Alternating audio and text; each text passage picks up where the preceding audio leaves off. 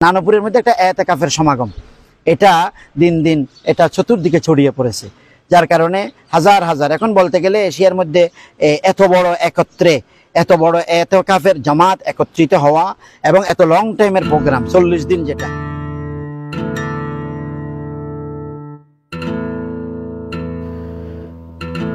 দেশের সর্ববৃহৎ ইতিকাফের আসর বসে ফটিকছড়ির ঐতিহ্যবাহী দ্বীনি শিক্ষা প্রতিষ্ঠান নানুপুর জামিয়া উবাইদিয়া মাদ্রাসায়। অনেক কিছু আমল করার সুযোগ আছে, এখানে ইতিকাফ লইলে অনেক ফায়দা আছে। পবিত্র মাহে রমজানের শেষ 10 দিনে দুনিয়াবি কর্ম থেকে বিরত থেকে মহান রব্বুল আলামিনের নৈকট্য লাভের আশায় মসজিদে অবস্থান করে জিকির আজগার মশগুল থাকাকে ইতিকাফ বলা হয়।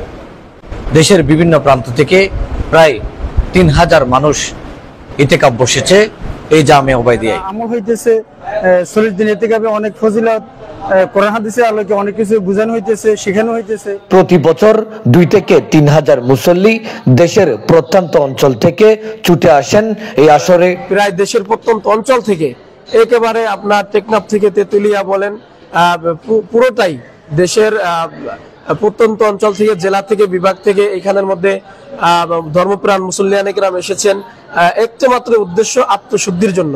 তো এখানের মধ্যে তাদের খানা দানা যে সমস্ত বিষয়াদি আছে, আমাদের মাদ্রাসা কর্তৃপক্ষের পক্ষ থেকে, মাদ্রাসার পক্ষ থেকে খাদিমুল ইতিকাফ অর্থাৎ ইতিকাফের যে সমস্ত খাদিমিন ভাইরা রয়েছেন তাদেরকে সর্বক্ষেত্রে সহযোগিতা করে যাচ্ছে। সামান্য একটু জরুরতের জন্য তাদেরকে বাইরে যেতে হচ্ছে। আমি যেখানে আছি এটি মূলত এখান থেকেই প্রায় 2 থেকে 3000 মানুষের যে ইফতার সেহরি সহ যাবতীয় খাবার রান্না করেন এই বাবুর্চিখানা থেকেই। একদিন মাছ, একদিন করতো, একদিন মুরগি, একদিন ডিম। কয়জনে কাজ করেন এখানে আপনারা? মূলত আমরা 11 জন।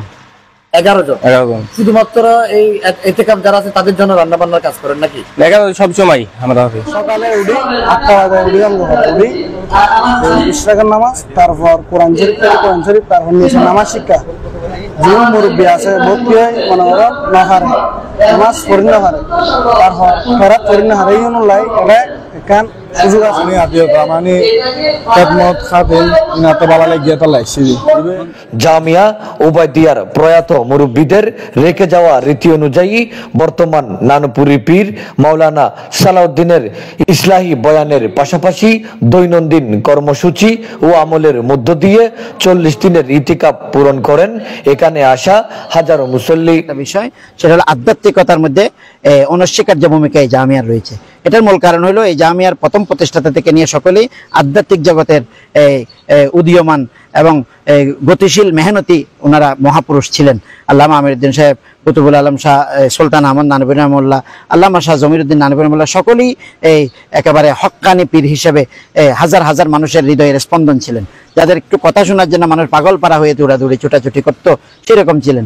সেই পরস্পরায় আমরা দেখতেছি আমাদের শৈশব থেকে, আমাদের কৈশোর থেকে এগুলো দেখে দেখে আমরা আসতেছি নানুপুরের মধ্যে একটা এতেকাফের সমাগম, এটা দিন দিন এটা চতুর্দিকে ছড়িয়ে পড়েছে। সম্পূর্ণটাই এটা একমাত্র এত বড় একটা বিষয়, এতগুলো মানুষের আয়োজন, একমাত্র আল্লাহ তাআলা যদি দয়া এবং রহমত বর্ষণ না করেন তাহলে এতগুলো মানুষের খানার আয়োজন, সবকিছু ব্যবস্থার আয়োজন, বিদ্যুৎ, কারেন্ট, পানি খরচ, তো কত কিছু ব্যবস্থা রয়েছে। এক কথায় আল্লাহ পাক রব্বুল আলামিনের দয়া এবং মেহেরবানি এই জামিয়ার প্রতি আছে। এটা একটি মকবুল জামিয়া, এটা আল্লাহ তাআলার পক্ষ থেকে কিভাবে হচ্ছে একমাত্র আল্লাহ তাআলাই জানেন।